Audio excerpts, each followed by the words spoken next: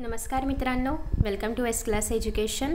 May be तुमच्या final exams जवळ आले असतील, सेमिस्टर एक्झाम ज्याला आपण म्हणतो 11च्या.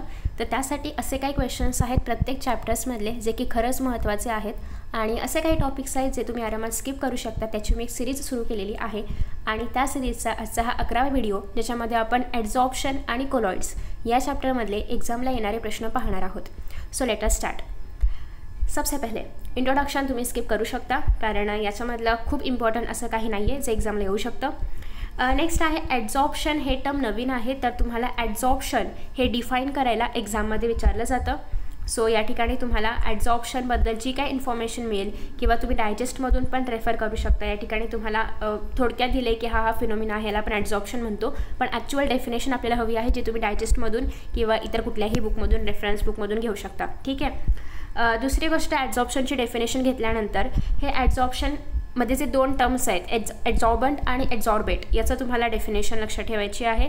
अगेन ही पण एक्झाममध्ये विचारली जाऊ शकते. नेक्स्ट आहे अलॉंग विथ डिफाईन ॲड्झॉर्प्शन. तुम्हाला ॲड्झॉर्प्शनचं एक्झाम्पल्स पण येऊ शकतात, म्हणजे डिफाईन ॲड्झॉर्प्शन एका मार्काला आणि एक्झाम्पल एका मार्काला. असा 2 मार्कांचा प्रश्न आला तर तुम्हाला यातले मिनिमम 2 एक्झाम्पल्स लक्षात ठेवायचे आहेत, कोणतेही जे तुम्हाला हवे असतील ते. ॲड्झॉर्प्शन झालं. आता डिझॉर्प्शन काय आहे? ठीक आहे. सो डिझॉर्प्शनचं काही खूप मोठी डेफिनेशन नाही आहे, 2 ओळींचे फक्त आहे, लक्षात ठेवा. आलं एक्झामला तर लिहून टाका. नेक्स्ट आहे, तुम्हाला पण हा प्रश्न पडला असेल, आपण लहानपणापासून ॲब्झॉर्प्शन शिकतोय आणि आता मध्येच ॲड्झॉर्प्शन आहे. चुकून त्यांनी प्रिंटिंग मिस्टेकमध्ये बीचा डी नाही केला ना, मे बी असा एखादा प्रश्न तुमच्या मनात आला असेल. तर बेसिकली असं काही नाही आहे. ॲब्झॉर्प्शन आणि ॲड्झॉर्प्शन हे दोन्ही पण वेगवेगळे फिनोमिना आहेत. त्यांच्यामधला डिफरन्स तुम्हाला एक्झाममध्ये नक्कीच येऊ शकतो. कुठलेही 4 पॉईंट्स तुम्हाला याच्यामधले करायचे आहेत, जे तुम्हाला सोप्याने करावेसे वाटतील ते, कारण कोणतेही 4 पॉईंट्स लिहायचे आहेत. नेक्स्ट आहे सॉर्प्शन. ज्याप्रमाणे ॲड्झॉर्प्शन आहे, ॲब्झॉर्प्शन आहे, त्याप्रमाणे सॉर्प्शन पण आहे. सॉर्प्शन म्हणजे काय हे नाही केलं तरी पण चालेल. नेक्स्ट आहे टाइप्स ऑफ ॲड्झॉर्प्शन. अगेन 2 प्रकारचं ॲड्झॉर्प्शन आहे, फिजिकल ॲड्झॉर्प्शन आहे, केमिकल ॲड्झॉर्प्शन आहे. तर याच्यामधला तुम्हाला डिरेक्टली डिफरन्स करायचा आहे. एवढी सगळी थिअरी करण्यापेक्षा तुम्हाला डायजेस्टमध्ये किंवा मास्टर कीमध्ये डिरेक्टली डिफरन्स पाहायला मिळेल, तो डिफरन्स करायचा आहे. ठीक आहे. किंवा इथे पण दिलं आहे, हा केला तरी पण चालेल. हाच करा शक्यतो पुस्तकातला, कारण पुस्तकातलं सेम त्याच्यामध्ये असतं. सो याच्यामध्येच अगेन कोणतेही 4 पॉईंट्स जे तुम्हाला हवे असतील ते. ठीक आहे. आफ्टर दॅट नेक्स्ट आहे factors affecting adsorption of gases on solids. So basically याच्यामध्ये खूप सारे पॉईंट्स आहेत. अगेन तुम्हाला कोणतेही 2 पॉईंट करायचे, 2 ते 3 पॉईंट करा, एखादा एक्स्ट्रा करून ठेवा.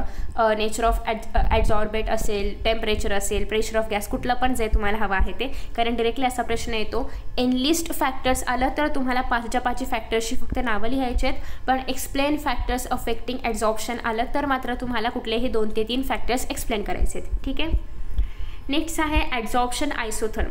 सो बेसिकली याच्यामध्ये खूप महत्त्वाचं आहे, तुम्हाला याच्यावरती डेफिनेशन नाही, काय म्हणतो आपण त्याला, शॉर्ट नोट. हा शॉर्ट नोट लिहायला येऊ शकते. किती मार्क्सला? 2 to 3 मार्क्सला. ग्राफ काढणं एक्सपेक्टेड आहे, इक्वेशन लिहिणं एक्सपेक्टेड आहे. इक्वेशनमध्ये एक्स काय आहे, वाय काय आहे, झेड काय आहे, म्हणजे XYZ नाही, पण जे काय टर्म्स आहेत ते काय रिप्रेझेंट करतात हे तुम्ही सांगणं एक्सपेक्टेड आहे.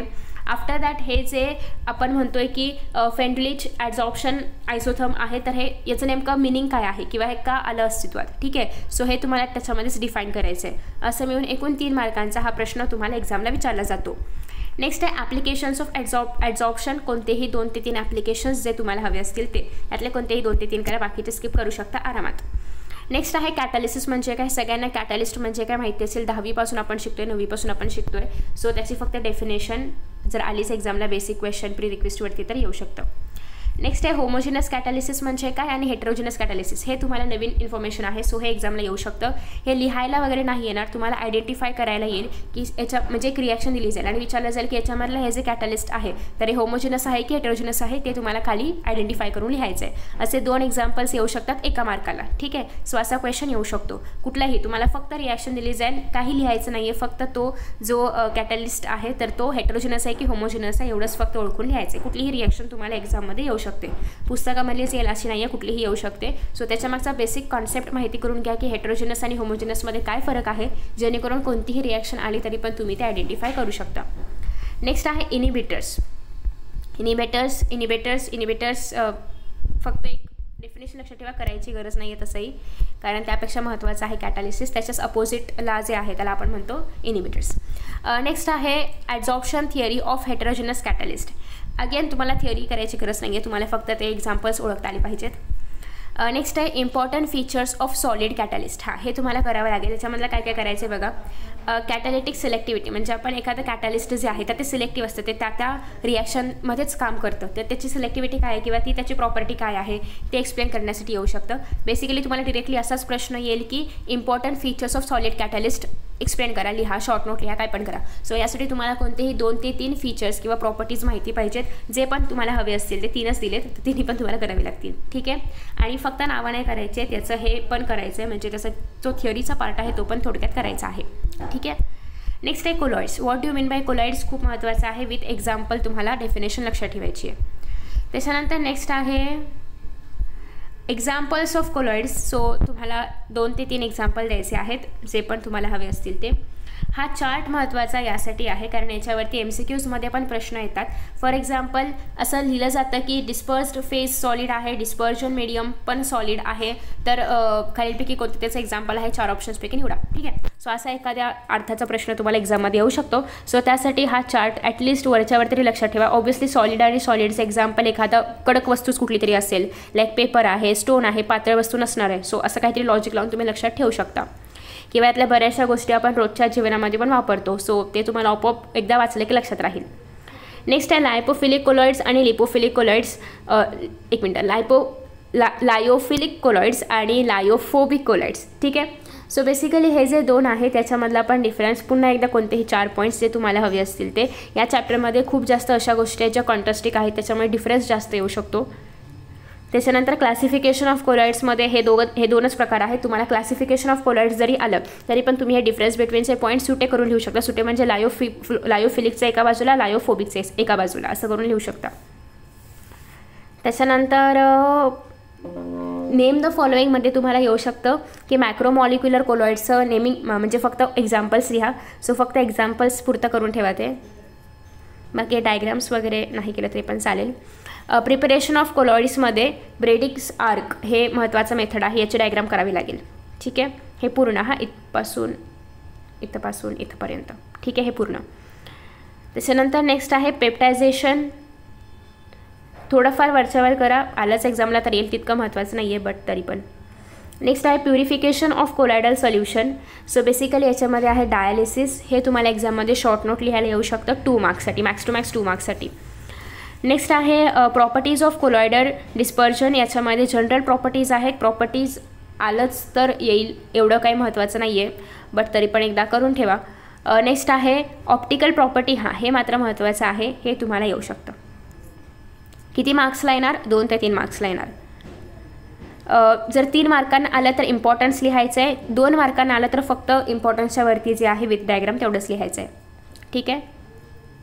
नेक्स्ट कलर बिलर तुम्ही स्किप करू शकता. कॉजेस ऑफ ब्रोव्हनियन मोशनचं जास्त काय नाही आहे, 2च पॉईंट्स आहेत, आलेच एक्झामला तर लिहिता आले पाहिजे, त्याच्यामुळे करून ठेवा. पॉझिटिव्हली चार्ज सोल्स आणि निगेटिव्हली चार्ज सोल्स हे तुम्हाला एक्झाममध्ये डिफरन्स बिटवीन किंवा याचे जे एक्झाम्पल्स आहेत ते तुम्हाला MCQजमधून आयडेंटिफाय करायला येऊ शकतात. सो कसाही क्वेश्चन बनेल, त्याच्यामुळे अगेन याच्यामधला डिफरन्स बिटवीन करायचा आहे. ॲप्लिकेशन ऑफ इलेक्ट्रोफोरेसिस 2 मार्क्ससाठी आलं तर. अजून कोॲग्युलेशन फक्त एक डेफिनेशन नावापुरती करा. नेक्स्ट आहे methods of effect coagulation, you can skip. Hardy's clues rule हे थोडंफार एकदा रीड करून घ्या कारण हे तुम्हाला एक्झाममध्ये विचारलं जातं. तुम्ही जर MST CET किंवा नीट JEE असलं काय देणार असाल तर त्याच्यामध्ये ही ऑर्डर विचारली जाते आणि तुम्ही जर हार्डीज क्लूज लॉ केलं तर तुम्हाला ही ऑर्डर पण लक्षात ठेवता येईल इझिली. नेक्स्ट आहे इमल्जन मधला डिफरन्स बिटवीन. अगेन डिफरन्स बिटवीनवरती भर द्या यासाठी कारण चॅप्टरमध्ये खूप सारे डिफरन्स बिटवीनचे क्वेश्चन्स बनू शकतात आणि इवन तुम्हाला हे सेपरेटली शॉर्ट नोट्ससाठी आले तरी पण तुम्ही त्याचे कॅरेक्टरिस्टिक्स लिहून शॉर्ट नोट्स पण त्याच्या बनवू शकता. सो बेस्ट आहे डिफरन्स बिटवीन लक्षात ठेवा. प्रॉपर्टीज ऑफ इमल्जन हे एक थोडंसं महत्त्वाचं आहे. ॲप्लिकेशन ऑफ कोलॉइड्स अगेन तुम्हाला जे हवे असतील ते कोणतेही 2 पॉईंट्स याच्यामधले करू शकता, जे कुठले इझी वगैरे तुम्हाला हवे आहेत कुठलेही 2 पॉईंट्स. ठीक आहे. MCQs ॲज युजल सगळे करायचे आहेत, कारण यातलेच MCQs एक्झाममध्ये येतात. बाकी आपण सगळं कवर केलेलं आहे. सो जेवढे सांगितले तेवढे क्वेश्चन्स केले तरी पण सफिशियंट आहे. आय होप की तुम्हाला या चॅप्टरमधलं नेमकं काय करायचं हे कळलं असेल. जे तुम्हाला स्किप करायला सांगितलेलं आहे ते तुम्ही आरामात स्किप करू शकता. ठीक आहे. Thank you so much for watching this video. त्यासोबतच याच्या आधीच्या चॅप्टरचे व्हिडिओज आणि नंतरच्या चॅप्टरचे व्हिडिओज नक्की पहा. Thank you so much and bye.